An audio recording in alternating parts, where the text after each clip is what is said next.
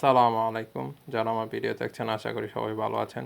তো কিছুদিন আগে আপনাদেরকে একটা ভিডিওতে দেখাইছিলাম যে আমার বাজিকা পাখিগুলো ডিম দিয়েছে। তো সেখান থেকে আমার হলুদ পাখিগুলো 3টা বাচ্চা তুলেছিল। তার মধ্যে একটা বাচ্চাকে ওরা বড় করেছে, বাকি বাচ্চাগুলো মারা গেছে। যাই হোক, আলহামদুলিল্লাহ বাচ্চাটা বড় হয়ে গেছে অনেকটা। তো বাচ্চাটা দেখতে কেমন হয়েছে অবশ্যই সবাই কমেন্টে জানাবেন।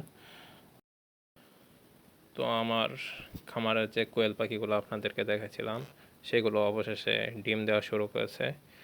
তো কিছুদিন হলো ডিম দিচ্ছে।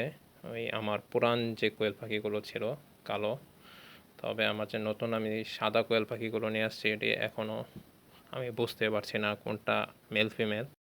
তবে যদি ফিমেল থাকে অবশ্যই খুব তাড়াতাড়ি ডিম দিয়ে দিবে।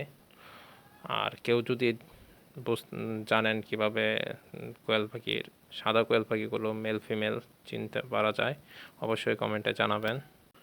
আর আমার চিনাসগুলো মাশাল্লাহ অনেকটা বড় হয়ে গেছে।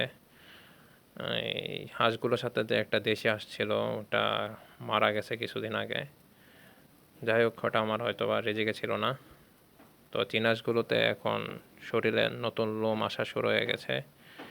তো নতুন লোম পুরোপুরি হলে দেখা যাবে হাঁসগুলো দেখতে আরও অনেকটা সুন্দর লাগবে। তো চিনাসগুলো দেখতে কেমন লাগছে অবশ্যই কমেন্টে জানাবেন। তো আজকে ভিডিও এ পর্যন্তই ছিল। সবাই ভালো থাকবেন। আল্লাহ হাফেজ।